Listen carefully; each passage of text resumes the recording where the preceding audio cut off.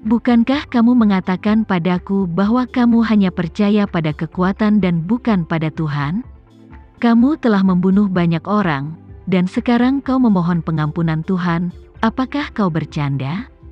Temperamen Juarez sebelumnya, bahkan jika seseorang memelototinya dari lorong, dia akan mengeluarkan pistol untuk memberinya lubang di kepalanya.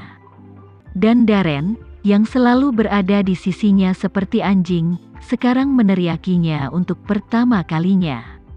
Tapi Juarez tidak peduli. Dia menjambak rambutnya dengan tangan kesakitan dan putus asa, dan tersedak dengan keluhan. 90% orang di sini percaya pada Katolik dan Kristen.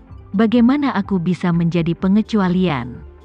Ketika Alex mendengar ini, dia sangat marah, dan dia bergegas dan datang ke Juarez, menamparkan wajahnya dan mengutuk dengan marah, "Kamu bajingan, kami telah melakukan begitu banyak hal buruk denganmu, dan kamu akan segera mati. Sekarang kau meminta pengampunan Tuhan, lalu apa yang akan kami lakukan?" Jika itu normal dengan Juarez berdiri sebagai bos, Alex harus menahan kentutnya di depannya dan menunggu sampai dia jauh sebelum melepaskannya. Tapi sekarang, dia langsung menamparkan wajah Juarez dengan keras. Juarez sudah sangat dekaden saat ini, dan ketakutan akan kematian membuatnya kehilangan temperamen panas sebelumnya, dan ditampar oleh Alex, yang tidak hanya membuatnya marah, namun membuat hatinya yang rapuh saat ini semakin parah. Dia pingsan, memeluk kepalanya dan tiba-tiba menangis. Entah kenapa, melihat Juarez pingsan, Alex semakin marah. Dia menendang Juarez ke tanah, menendangnya berulang-ulang, dan mengutuk dengan marah, "Kamu melakukan begitu banyak kejahatan, apa-apaan ini? Bisakah dewa memaafkanmu? Brengsek, kamu masih ingin pergi ke surga, pergi saja ke neraka. Neraka seluruh dunia menyiksamu, pada gilirannya, tidak cukup bagimu untuk menebus dosa-dosamu. Siapan, sekarang kamu berpikir untuk meminta pengampunan Tuhan. Kenapa kamu melakukan hal-hal seperti itu?" Juarez benar-benar pingsan, membiarkan Alex memukulinya dengan keras. Tapi dia hanya tahu bagaimana memegang kepalanya dan menangis, seolah-olah dia tidak bisa merasakan sakitnya. Pada saat ini, Darren tiba-tiba panik dan berteriak, "Bensin!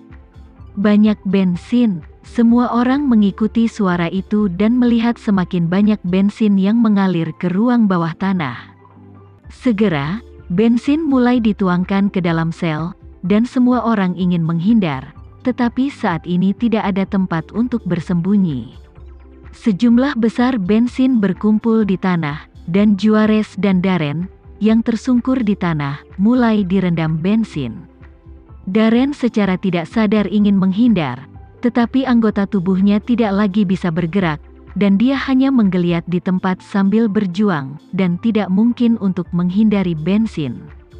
Adapun Juarez yang berada di samping, dia takut dengan bensin, meraih pagar besi dengan kedua tangan seperti orang gila, dan menangis putus asa, "Biarkan aku keluar, aku tidak ingin mati. Tuhan, tolong selamatkan aku." Elizabeth berteriak seperti orang gila, "Diam. Aku tidak ingin mendengar omong kosongmu lagi." Juarez tidak tergerak sama sekali, masih menangis di sana. Bingung, Elizabeth meraih korek api di tanah dan berkata, "Berhenti berteriak. Ucapkan sepatah kata lagi dan aku akan membakarnya." Trik ini benar-benar berhasil, dan Juarez buru-buru memohon, "Elizabeth, jangan nyalakan. Selama kita masih hidup, kita bisa memiliki harapan, dan kita bisa bertahan. Bagaimana jika seseorang datang untuk menyelamatkan kita?" Elizabeth melihat ke gunungan mayat di belakang dan bertanya kepadanya, "Orang-orangmu semua sudah mati, siapa lagi yang kamu harapkan untuk menyelamatkanmu?" Juarez berseru, "Pacarku.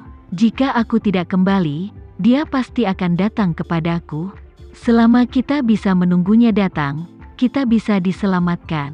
Wajah Elizabeth bergerak dengan sarkastis, "Aku benar-benar tidak tahu. Dengan ikmu, bagaimana kamu menjadi bos selama bertahun-tahun?" Saat dia berbicara, Dia menunjuk ke atas dan berkata dengan dingin, "Jangan lupa, ada 100 orang di luar. Banyak master dari front kataklismik, selama kita tidak mati, mereka pasti tidak akan pergi. Ketika saatnya tiba, pacarmu akan mati begitu saja." Juarez tiba-tiba jatuh dalam keputusasaan. Segera, dia tiba-tiba kembali ke akal sehatnya dan berkata, "Tidak peduli apa, selama kita masih hidup, ada harapan untuk diselamatkan. Selama kita tidak menyalakan api, kita bisa mengulur sedikit waktu. Bahkan jika itu hanya 1 hari lagi, kita memiliki kesempatan untuk hidup." Keajaiban itu nyata dan muncul ketika ada situasi putus asa. Mungkin pria itu bisa mengubah keputusannya, atau mungkin polisi akan menemukan tempat ini dan menyelamatkan kita dari sini, atau mungkin pria tidak berperasaan ini memiliki musuh lain. Ketika saatnya tiba dan mereka datang untuk membunuh mereka, tidak bisakah kita diselamatkan? Saat dia berbicara, dia menjadi semakin bersemangat dan membujuk semua orang. Bahkan jika hanya ada 1 dari 10.000 kesempatan, selama kamu masih hidup, pasti masih ada harapan. Sama seperti membeli tiket lotre super juta, bahkan jika hanya ada 1 dalam sejuta peluang, seseorang pasti akan memenangkan lotre. Premisnya adalah kamu harus membelinya. Elizabeth dan yang lainnya sepertinya dibujuk olehnya. Selama mereka masih hidup, ada kemungkinan keajaiban. Ini tidak salah. Bahkan jika peluangnya tipis, itu akan lebih baik. Memikirkan hal ini, Elizabeth menggertakkan giginya dan berkata, "Jika itu masalahnya, maka tunggu dengan sabar. Mungkin jika langit tidak membunuhku, akan ada keajaiban." Alex yang berada di samping juga berkata dengan tegas, "Tunggu. Aku juga bersedia menunggu.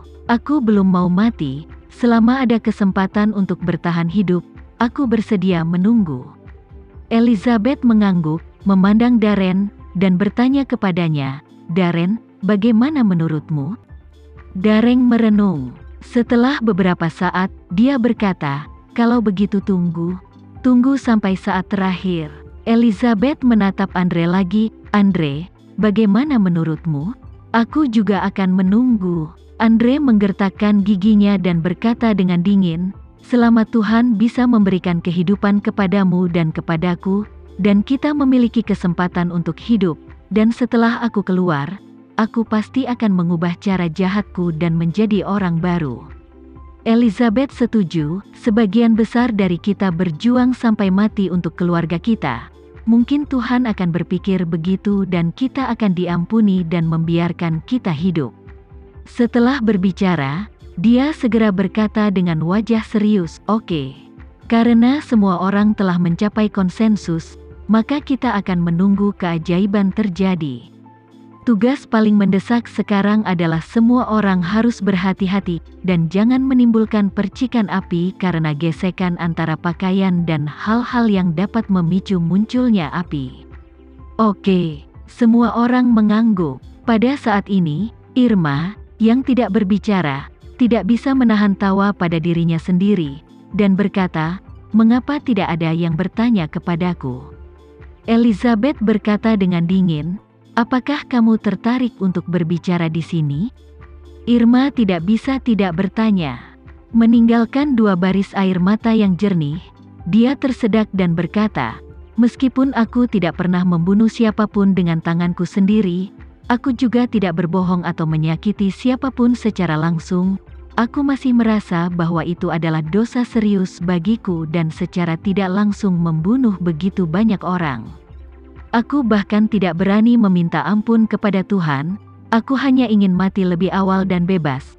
Bagaimana kalian bisa mengatakan hal seperti itu tadi?" Elizabeth mengulurkan tangannya dan menamparkan wajahnya, memarahi dengan marah, "Sialan! Jika kamu berbicara omong kosong untuk merusak suasana hatiku, aku akan membunuhmu dulu." Irma ditampar, dan pipinya langsung memerah dan bengkak.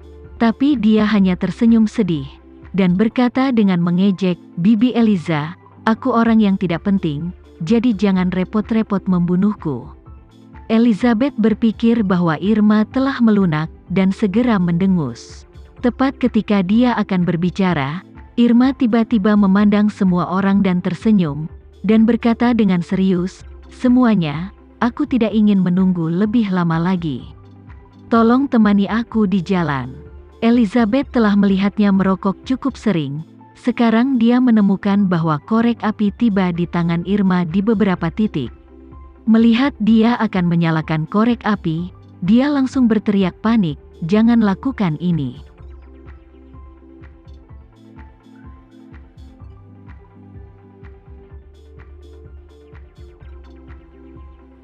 Sekian dulu ya video kali ini, kita lanjutkan lagi videonya di lain waktu. Oh iya, bagaimana menurut kalian? Semoga bisa sedikit menghibur kalian semua. Untuk teman-teman yang baru nonton, jangan lupa subscribe ya, hehehe.